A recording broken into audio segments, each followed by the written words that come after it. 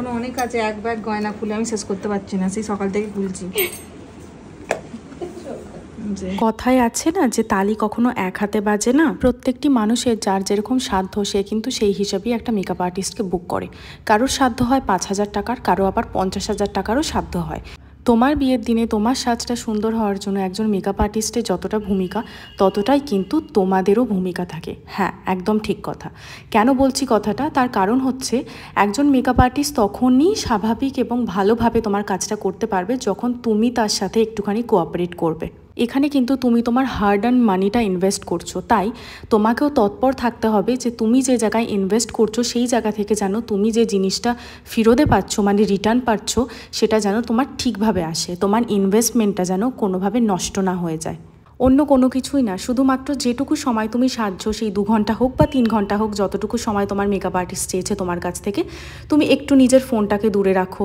তুমি চেষ্টা করো যে অতটাই ঠান্ডা এবং শান্তভাবে বসে থাকা যেরকমটা তোমার আর্টিস্ট তোমাকে বলছে। তার কারণ আমাদের দুজনের অর্থাৎ আর্টিস্টের এবং ক্লায়েন্টের একসাথে ভালো করে কোঅর্ডিনেট করতে পারলে তবেই কিন্তু একটা সাজ সুন্দরভাবে ফুটে ওঠে, এবং শুধু সুন্দর নয়, তুমি হয়তো যেটা এক্সপেক্ট করেছো তার চাইতে কিন্তু তুমি দুগুণ পেতে পারবে। কিন্তু সেই জায়গায় যদি তোমার আর্টিস্ট আনকমফোর্টেবল হয়ে পড়ে, তোমাকে 10 বার বলা সত্ত্বেও তুমি তোমার phone, video call and chatting এইসব নিয়েই ব্যস্ত থাকো এবং কোনো রকম কেয়ার করো না, তাহলে কিন্তু এখানে আমাদের কিছু করার থাকে না। আমরা যতটুকু হয়তো চাইলে করতে পারতাম তার তুলনায় হয়তো কিছুই করে উঠতে পারি না, এরকমই হয়। এবং এতদিন ধরে এত জায়গায় কাজ করে একটা জিনিস বুঝেছি, বিয়ের দিনে মেয়েদের কিন্তু সকাল থেকে প্রচুর রিচুয়ালস এবং প্রচুর খাটনি হয়।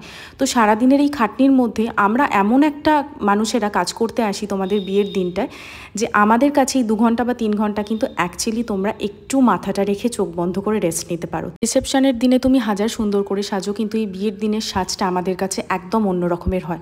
মাথায় সোলার মুকুট, কপাল জুড়ে আমাদের কলকা, আর তার সাথে সুন্দর কাজল পরানো, টানা টানা চোখ। এই লুকটার জন্য আমার মনে হয় প্রতিটা বাঙালি মেয়ে নিজের জীবনে অপেক্ষা করে থাকে যে তাকে এই ব্রাইডাল সাজে কেমন দেখতে লাগবে। তাই তোমাদের সুন্দর দিনে তোমাদেরকে যাতে এতটাই সুন্দরভাবে সাজাতে পারি সেটার জন্য একটু আমাদের সাথে কোঅপারেট করো।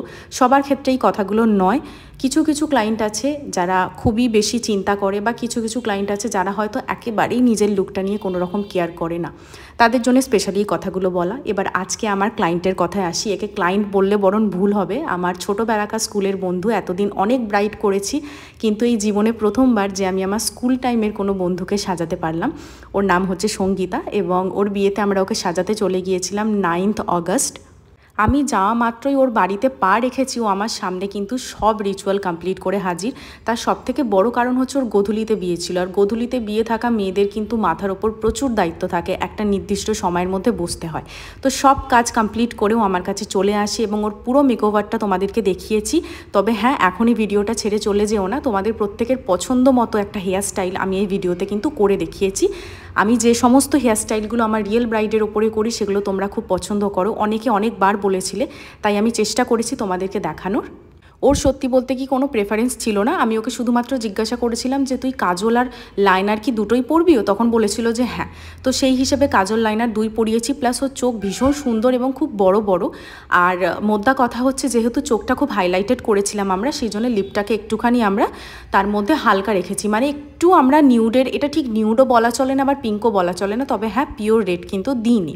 তার কারণ পিওর রেড দিলে কিন্তু পুরো জিনিসটা খুব ওভার হয়ে যেত।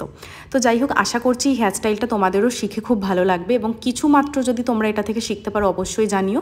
আমাদের কিন্তু স্ক্রিনে দেখো বরাবর যাচ্ছে যে আমাদের 5 নভেম্বর থেকে next basic to advance diploma course শুরু হবে, যেটার মধ্যে রয়েছে কিন্তু এইচডি, নন এইচডি, ওয়াটারপ্রুফ এবং তার সাথে কিন্তু এয়ারব্রাশ মেকআপ।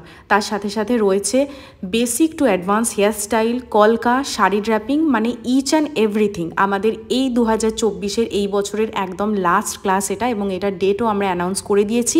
আমাদের কিন্তু 20টা সিট অ্যাভেলেবেল আছে, যার মধ্যে হাফের বেশি সিট কিন্তু আমাদের অলরেডি সোল্ড আউট। আর আমাদের স্টুডিও লোকেশন হচ্ছে সিঙ্গুর। যারা চাইছো আমার কাছে এসে এরকমই সুন্দর সুন্দর কাজ শিখবে এবং নিজেদেরকে প্রতিষ্ঠিত করবে একজন ব্রাইডাল মেকআপ আর্টিস্ট হিসেবে, তারা কিন্তু অবশ্যই কিছু না ভেবে এই ক্লাসটাকে জয়েন করে নাও। তোমরা চলে এসো, বাকি দায়িত্ব তোমাদেরকে শিখিয়ে দেওয়ার পুরোটাই আমার। বর যদি আমাকে চিনতে না পেরে চলে যায়, না যাবে, যদি বলে যে না ভুল মণ্ডপে ঢুকে পড়েছি, এটা আমার মনে নয়। এদিকে আমার বন্ধুর অন্য রকমেরই চিন্তা শুরু হয়ে গেছে, তাকে নাকি সাজার পর একদম অন্যরকম দেখাচ্ছে। অবশ্যই আমাদের প্রত্যেককেই সাজার পরে এই লুকটা এমন একটা লুক যেটাতে সত্যি অন্যরকম দেখায়। একসাথে এত সুন্দর একটা অ্যাটায়ার, এত সোনার গয়না, তার সাথে এইরকম একটা ব্রাইডাল সাজ। যাই হোক, সবটা মিলিয়ে তোমাদের কেমন লাগছে আমার এই সুন্দর ব্রাইডকে অবশ্যই জানিও। দেখা হচ্ছে নতুন কোনো ভিডিওতে, ততক্ষণ পর্যন্ত সবাই সুস্থ থেকো, ভালো থেকো।